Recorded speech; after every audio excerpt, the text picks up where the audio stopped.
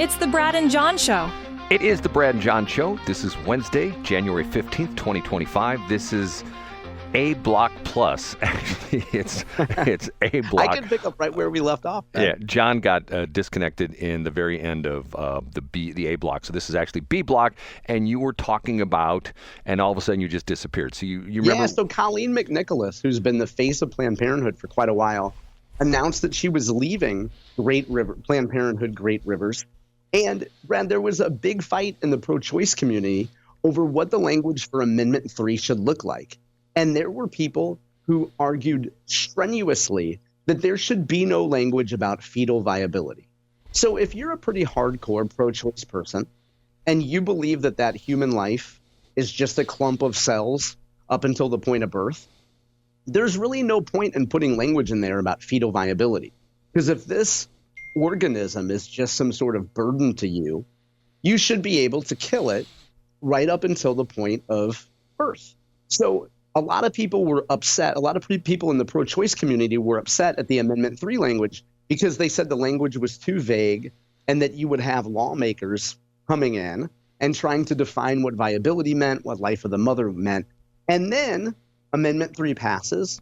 And what do you see, Brad? You see Republican, conservative, pro-life lawmakers defining what fetal viability is, defining what life of the mother means. So although Colleen McNicholas had a fairly magnanimous statement upon her departure, she didn't really, do a Sherman's march to the sea and burn everything down on her way out. Other folks who have left the pro-choice movement, or I should say other folks who have left this kind of middle ground movement, talked about how McNicholas was really right. A woman who resigned in 2023 said, she had a pretty powerful quote, Brad. She said, I think the big picture, Missourians lose out. And she says, not only because the people who have entrusted to and fight for our reproductive freedoms in the state not only have made monumental mistakes, but they are too arrogant to learn from them. Well, so, Brad, go ahead, Brad. Well, I was going to say, and you go ahead, and then I'll make my comment. I was going to say, so from, more than arm's length away, it appears that one woman was elevated to CEO. Another woman who had been part of the group for a long time abruptly leaves and essentially says, look, we shouldn't have had to compromise on Amendment 3. The way I read it, Brad, we should have been able to have abortion right up until the point of conception. If this thing is just an organism, why are we pretending that there's fetal viability and all these other things? Let's just be unabashedly pro-choice and not compromise. So it appears as though what Colleen McNicholas said, the woman who left, it appears that what she said actually came to fruition and that pro-life legislators are trying to define all these things. In other words, she said, I warned you guys that this would happen. You compromised on language, and now we're stuck with a lot of headaches. Well, but not only that, isn't the state sort of playing the game of, yeah, you guys got legalized abortion now, but we have not given you any permits. Isn't that where we're at right now? Yeah. I think that's where we are right now. And Brad, I think that that's one of just several hurdles that the pro-choice folks are going to run into. The ghost of Jim White, the big bumper from KMOX comes back, and a lot of times, you used to listen to him a long time ago, right? Didn't you ever listen to him? I never listened to him. No, I was under the age of 100 in the 1990s, so I didn't listen to Jim White. He used to start off the show a lot of times and say, there's certain things we won't talk about because no matter what anybody says, nobody's going to change their opinion. And he used to and abortion was one of them. Busing at the time was another big thing. And once again, we get to this situation where if the people who are pro-life are going to, just put on their blinders and say, this is the way it is. No, don't say anything. I can't hear you. And the people who are, pro-abortion or pro-choice, whatever you want to call it, are going to do the same thing. And nobody's ever going to come to the middle. And you and I have talked about this before, that we can look back and say, matter of fact, I think this was on Mark Reardon's show yesterday. They were talking about the fact that they were naming all the names of the people who are now in charge in the state, who essentially botched this whole thing with the initiative petition reform, and essentially and refresh my memory. Wasn't when they started 2024? Wasn't that one of the goals in the 2024? In other words, a year ago, right now, they say we're going to get initiative petition reform through the Missouri State House, and we're going to get this taken care of. And then it just sort of got screwed up because the infighting, right? Yeah, I think you're exactly right. Yeah, I mean, and that's one of the reasons. Now, Brad, on a broader perspective, I think you can make the argument, other folks have made this argument, like Scott Fawn has made this argument. Would some of the resources be better spent instead of arguing about changing the threshold, actually go out and making cases to people of why they should be pro-life? Once again, I don't think you're going to get anybody that's going to change sides. I mean, if you got together, if you got a room with 50 people in it, and you say, okay, we're going to have two sides of the room. We're going to have an aisle down the middle. 25 people are going to be in the right side. Those are going to be pro-life people. Those are the ones who are absolutely positively against abortion. And 25 people on the other side of the room are going to be pro-choice. They want to have abortion whenever they want to have abortion. Okay, and we're not leaving this room till we all come together on an agreement. Guess what? They might as well just take their knapsacks and their bedrolls and their sleeping bags, and they'd be there forever because nobody's ever going to change their mind. The Catholics are going to dig in, and you listen to, matter of fact, sometimes. And see, this is the thing to me, is that to me, there's so many parts of this that misses the mark. And I still say what nobody talks about is the man's role in this. Nobody talks about this. Now, before, if a baby is aborted before, its birth, the man's has nothing to do. But if the baby is born, then the man, who may be a boyfriend or, the guy down the street or whatever, he's responsible for that baby. Okay? Why doesn't he have a say-so in the abortion process? There's nothing at all in that, which I think is a glaring problem that men should stand up and say, yeah, I got my girlfriend pregnant. I want her to have the baby, but she went and had an abortion. And she didn't even talk to me about it, right? Isn't there? Am I being? Yeah. I think men have been shamed long enough by the whole my body, my choice thing. And how dare you stand up and say that you have any influence over a human life? Well, not to be, gritty about this, but what if I started the man's movement and my motto would be my sperm, my choice?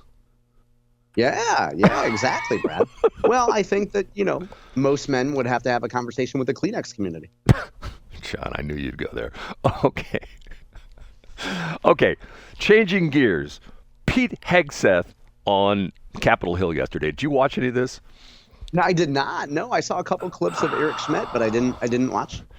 What's so frustrating to me is they do this all the time, and both sides are guilty of this. You get somebody up there who is not on your side, and instead of asking them questions, they just read like prepared statements, and they don't ever let the person talk. And years and years and years ago, I took a sales course, and the guy stressed, he says, telling is not selling. Okay? And that is why I think you have masters like John Kennedy from Louisiana, who asks incredibly biting questions. You know what I'm saying, John? Yeah, I do. When he asks the questions, you see the people squirm. Isn't that what you want to see rather than somebody get up there and just read prepared remarks? I think for people that want information and entertainment, yes. I think if your job is to look as good as possible, you just want people to read prepared statements. But the thing that got me yesterday, one of the Democratic dudes, I don't know who he was. It's terrible. I should take better notes on that. But he starts asking Hegseth questions. And he says to him, how many people are in the Army? And Hegseth has an answer, and he corrects him. Well, you're off by 20,000. And how many people are in the Navy? And Pete gives an answer. Well, you're off, and he gives a number. He's like, well, I know the numbers, you don't. You know what I came away from that? Do you know how many people are in the Marines? How many Marines do we have? Take a guess how many Marines there are right now. Oh, man, I couldn't even fathom a guess, Brad. Would you say 1 million? Oh, no, I would say 300,000. 175,000. Yeah, they're the few and the proud, Brad. How many in the Army? This are all active duty. I was shocked at this number. Guess what the Army is. I have no idea. It's like 300,000. Like 450,000. And the whole thing, I'm thinking to myself, okay, hold on a minute now.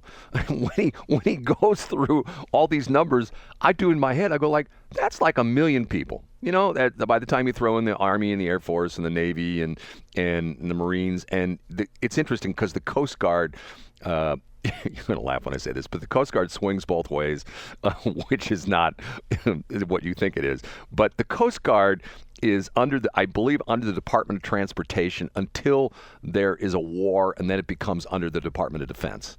Because at one point in time, I was interested in joining the Coast Guard. Don't ask me why, but I really was. And actually, it's a very good service to join. They do a lot of good stuff. And they are, I remember, I won't go into that. Years ago, I went out to San Diego on what they call on Fleet Sunday. We can go out and look at Navy ships. And there was a Navy ship and there was a Coast Guard ship. And I felt that the Coast Guard guys were better than Navy guys, but that's a whole other story. But the point being is, we're a nation of, 330 million or something like that? And we've only got 1 million people protecting us? And of those people, how many of those people are riding the desk? How many of those people are in the Pentagon? You know, how many of those people are doing a desk job where they're the acquisition sergeant for food? Yeah, they're in charge of supply chain, right? Or maybe even DEI, Brad. Yeah, but once again, like I said, that Monday meeting where they had a bunch of these ex-Green Beret, they only won one ex-Green Beret, a bunch of Navy SEALs and stuff like that, and they were doing this press conference to promote Hegseth, and the one guy says, we need to focus on more warheads on foreheads. And the whole point of when you think about this, the whole point of it is they say the Department of Defense is the largest department, in the entire government or something like that. But yet, what's the ratio of uniformed personnel to non-uniformed personnel? And I say it's probably 6, 7, 8, 9, 10 to 1. For every guy and gal you got out there in a uniform, yeah, I bet there's like 9 or 10 people that are sitting in an office somewhere. And I'm going like, I agree with Pete Hegseth. And not only this, he points out the fact, and if you listen to these Green Berets and the Navy SEALs, they all talk about the fact that the guys and gals who become generals are the politicians of, they're making sure that they're saying nice things to the senators and things like that. And they're not the war fighters. And the interesting thing to me is, you go back to World War II, name me, off the top of your head, probably the most prominent general in hindsight in World War II. Go ahead. I bet either Ike or MacArthur. You wouldn't list Patton in there? Okay, yeah, Patton. Okay. And what was the bio, or sort of the 30-second read on Patton? He was a jerk. And he was a warrior. He could have been a jerk. And he had no sympathy. He was just go out there and get it done. He was focused on the fact that we are here to kill the enemy. That's what we're here for. And that's what Hegseth kept saying, lethality. And yet you see this crazy stuff about the guy who's the transsexual guy who's in the Navy, and he does the drag shows on the destroyers. And I'm going, okay, enough of this. Get me a bunch of BA dudes and dudettes who want to go out there and kick butt and take names. And that's who should be in our military.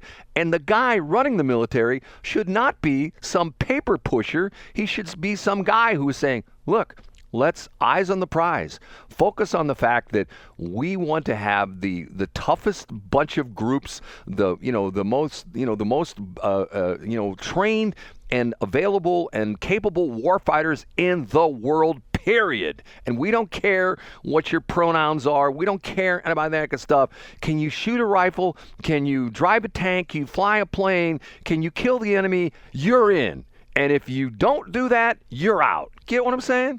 I get exactly what you're saying. Yeah, and I think that's part of the hope and the promise of Pete Hegseth. He's not some DEI queen parading up there. Isn't that why we support him, Brad? Well, I see sometimes years ago, I had a business mentor, and he told me something very interesting. He says, he said to me one day, he says, you always have to keep in mind what business you're really in. And I said to him, what do you mean by that? And he says, and he started talking about various businesses. He says, what do you think of this business? And he threw out like a business. Dry cleaning business. Nope, cash flow business. I go, what do you mean cash flow business? That's what they're in there for, cash flow. And you go through all these things, like you go through a car dealer. What are they in there for? What are they doing? Selling cars? No, they're in there for cash flow.